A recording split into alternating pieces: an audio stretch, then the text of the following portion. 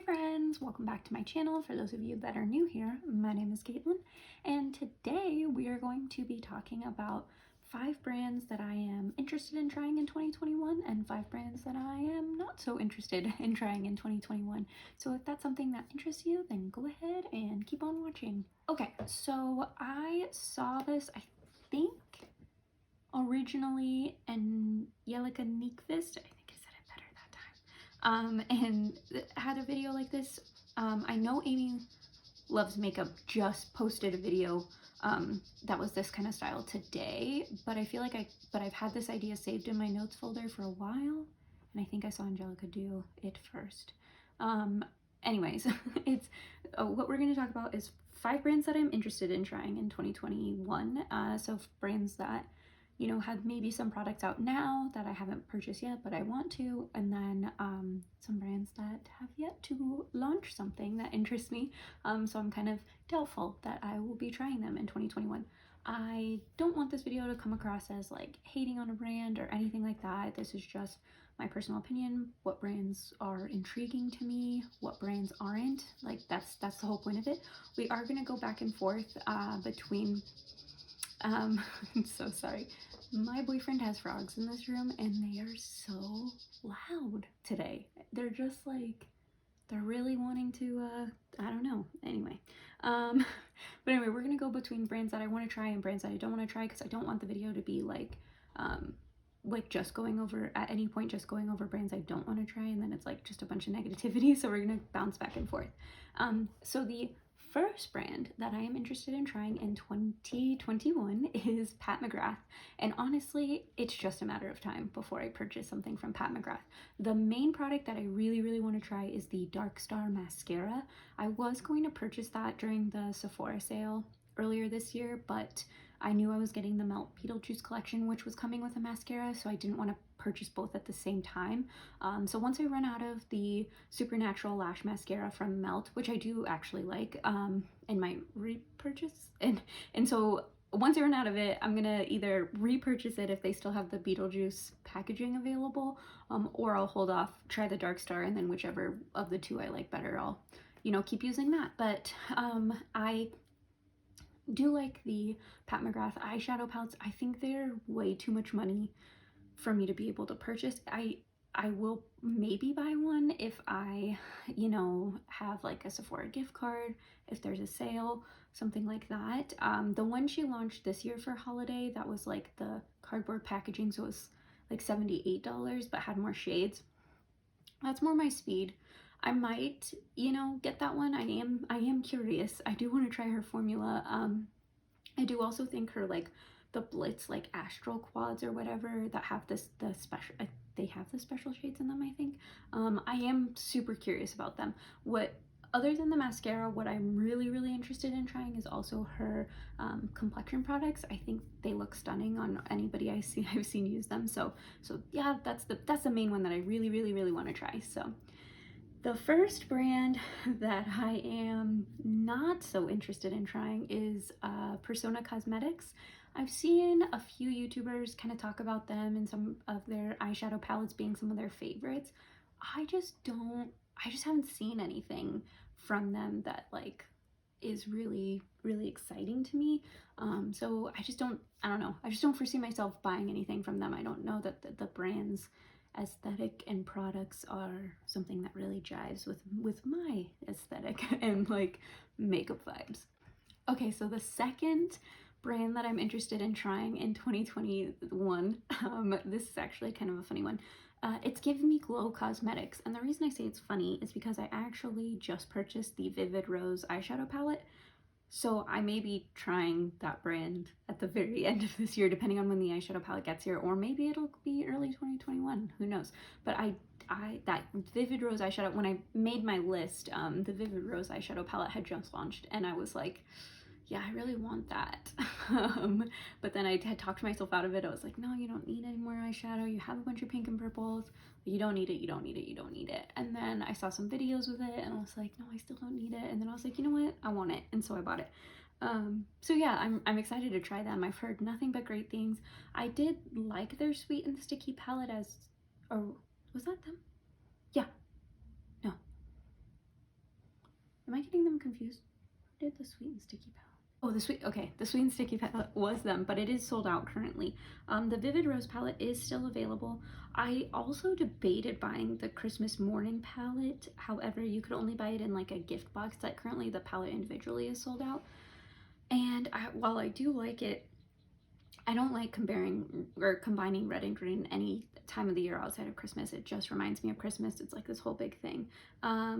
So I just didn't really. The Vintage Rose palette though, I've had my eye on that palette for a while and it is currently sold out, but if it comes back in stock and I like this Vivid Rose palette, that might be one I get. Same with the Grunge palette. I actually almost purchased the Grunge palette with the Vivid Rose palette today, and the only thing that stopped me is that the Grunge palette is more of like grungy neutrals, which I have a lot of, and so I really don't need it, but it is really pretty. The Vivid Rose palette, I do have pink and purple eyeshadows, but from the videos I saw, I felt like these were slightly different than the pinks and purples I have. So I could justify it. Anyways, the second brand that I'm not interested in is the brand, I think it's called One Size. It's like the O/S. It's Patrick Starr's brand. They just haven't come out with anything that's really like got me excited to try them. I did see a recent video where somebody was using one of his powders and I felt like the powder looked nice, but I also like my Laura Mercier setting powder just fine. And if I can purchase something at Ulta versus having to go to Sephora to purchase it, I'd rather buy it at Ulta because I think Ulta has a better reward system. So I just haven't seen anything from them that's been like, yeah, I want to buy that really bad. So yeah, nothing from them. And then the third brand that I'm interested in trying in 2021 is Musee Beauty. So the Impressionism palette was the first product, I think their first product in general that they launched. I thought that palette looked nice. I thought it had a nice color story. Wasn't something that I felt like I needed though. And I saw that the quality got good reviews, things like that. So I was like, okay, I'm gonna, follow the brand on Instagram, just kind of keep an eye on what they launch and maybe, they'll launch something. Then they came out with this Van Gogh palette and it reminds me so much of that one palette from Ace Beauty. I feel like it's a very similar color story. It's not the Scarlet Dusk, it's the one that came out with the Scarlet Dusk from Ace Beauty. I don't remember, but anyway, for Musee Beauty, it's called the Van Gogh palette.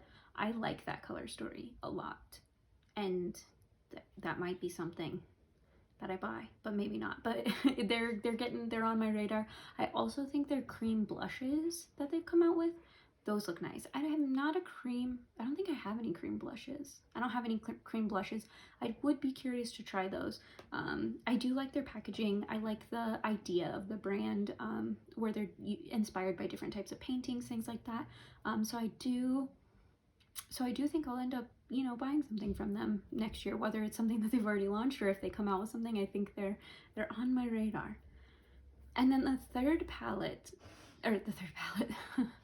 the third brand that I'm not interested in trying in 2021 is Odin's Eye Cosmetics, which I know is like wild because I feel like I feel like everybody on like the smaller YouTubers at least are like so into Odin's Eye. Like they talk about it all the time. I feel like Odin's Eye reminds me a lot of ColourPop, and all of the things that like we harp on ColourPop for doing, Odin's Eye does too. Like in the sense of like including pressed glitters in palettes and having kind of boring color stories. But Odin's Eye is new, so I think they get more of a pass. I don't know, maybe that's just me. That's kind of what I felt. They just haven't launched anything that I really felt like was like something I needed. Like their most recent launch where they had the mini palettes that were a bit more interesting color stories, and then they had a bigger palette that had a more interesting color story because it had like oranges and reds, I think. It has pressed glitters in it, and I'm not like, I don't use pressed glitters. I don't want to try, I just don't like having pressed glitters. I will occasionally buy a ColourPop palette that has a pressed glitter in it because I know I'm going to like the rest of the shadows. I'm not inclined to buy from a brand I've never tried before that has pressed glitters in it, because then it's like, well, what if I hate the eyeshadows and then I also have these pressed glitters? I don't know. It's just not, if I'm going to try a brand, it's got to be something that I'm like, yes, I need this in my life, and I just haven't seen that from them yet. I've heard their blushes are good, so, if I didn't, again, there wasn't any like crazy colors or anything with their blushes that it was like, or you know, really need to have that. But anyways, so I just I don't know, and I feel like they have a very like light fairy-esque aesthetic. That's just not me as much, so I just don't see myself trying them. So the fourth brand that I am interested to try in 2021 is Fenty Beauty. I know I'm the last person on the entire planet to try Fenty. I haven't tried anything from them yet. I think, honestly, I don't know why I haven't tried anything. I was curious about the cream lip gloss, I think, that they just launched. She's been on my list for a while with the gloss bombs. I just haven't pulled the trigger yet. And so now with these cream lip glosses, I'm curious about those too. And then I don't know, I feel like I was really interested in buying the cream, like the bronzers and then the cream blushes, but I feel like those get such mixed reviews that I'm kind of like, do I want to? I might try the cream bronzer because I feel like I saw mostly positive reviews on that, but the cream blushes were like very hit or miss for people. So I don't know if I'll try those, but I am wanting to try more cream products next year, so that might be something I try. Okay, and then the fourth brand that I'm not interested in trying in 2021 is Kylie Cosmetics. And there's no, like, I feel like I don't know, because I feel like they do really well with packaging. Like, I liked that little sailor collection they did around the 4th of July. I personally didn't hate the leopard print collection. I didn't want a palette that had Kylie, like, posed like that on it. But I think that was just on the outer carton, and if I remember correctly, the actual palette was just leopard. I didn't hate that packaging either. And then the Grinch collection she did, that packaging was absolutely adorable. So I will give credit where credit is due, and I think their packaging is incredible. However, once I look past the packaging, I just feel like her eyeshadow palettes aren't anything that like I gravitate towards. I've never tried her lip liners and lippy like lipsticks, I guess. I've heard that they're very similar to the ColourPop ones, and you're paying just a higher price tag because of her name. So those haven't really drawn me in. And other than that, there hasn't just been any like specific products she's launched that I've been like, you know, really interested in trying. So that's one. Now, if she keeps up with this cute packaging trend, and there's something that I'm like, well, that looks all right, and then the packaging's really cute, she might get me next year. So that's one, that might be one that I clown myself on and I end up trying by the end of the year, but I really don't think I will. So the last brand we're going to talk about today that I'm interested to try in 2021 is Kash Beauty. For those of you that are unfamiliar, that is Kylie Cosmetics' brand. She's an Irish, I believe Irish. I'm pretty sure she's Irish. YouTuber. She does more Instagram stuff than I feel like YouTube. Same, I think she's more on like Instagram and TikTok, but she's an incredible artist. I have her collab with Sosu, is it Sosu by Susan Jackson or something like that. I have the lashes from that collab and the brushes. I didn't end up buying the palette, but the lashes and the brushes I did get. And I love those. And so I'm really curious to try her brand. The first palette she launched was like a very like neutral palette, and so that just didn't really jump out at me. The second palette was like more interesting, I thought, but wasn't something that I really wanted to spend the money on. I am curious. Her lip liners and lipsticks do look very pretty, and I do like the colors that she has, so that might be something that I end up purchasing. But I am curious to see like what other products they launch, because it does look like it's good quality, and I really like her as an artist, so I would, you know, love to support her brand. So the last brand that we're not interested in trying in 2021 is Sugar Pill. I really want I follow Beauty Bean on like YouTube and Instagram, and anyway, she always does these beautiful looks on Instagram, and every time I'm like, oh, what palette is she using? It's always one of those Sugar Pill palettes, always, and I'm like, and then I go to buy it, but I just don't like the layout of their palettes at all. Like, I don't like the different sizes. I know she mentioned that part of the reason they do different sizes is like if you can use the shade as a highlight or a blush, and so I get it, but there's just something about it that just like bugs me. And so I don't know if I'll be able to get past that enough to be able to actually purchase anything from them. So yeah, I think that's it. So really, as far as the brands that I don't think I'll be trying, there's some that like I could, I'm totally acknowledging the fact that I might clown myself, like especially with Kylie Cosmetics and Sugar Pill. Like there's things about both of them that I really like, and we may end up on the path of purchasing something from them. So anyways, I might end up clowning myself when I look back on this in 2021 and realizing that I did try both Kylie Cosmetics and Sugar Pill. Those are the two that are like really on the edge. Unless, like I said, One Size or Odin's Eye come out with something like just that I need to have in my life. I don't, so far they haven't come out with anything that like really drives with how I like to do my makeup. Same with Persona. So that's why I included those three on there. But the other two have things that I have been intrigued by this year, but for various reasons didn't want to buy it. For Kylie, for example, like what I'm intrigued by is their packaging, but I don't love what's on the inside.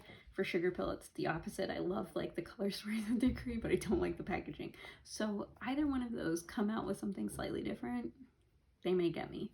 But yeah, anyways, if you guys liked this video, go ahead and please give it a thumbs up. If you're not already, please also subscribe to my channel, and I will see you guys next time. Bye!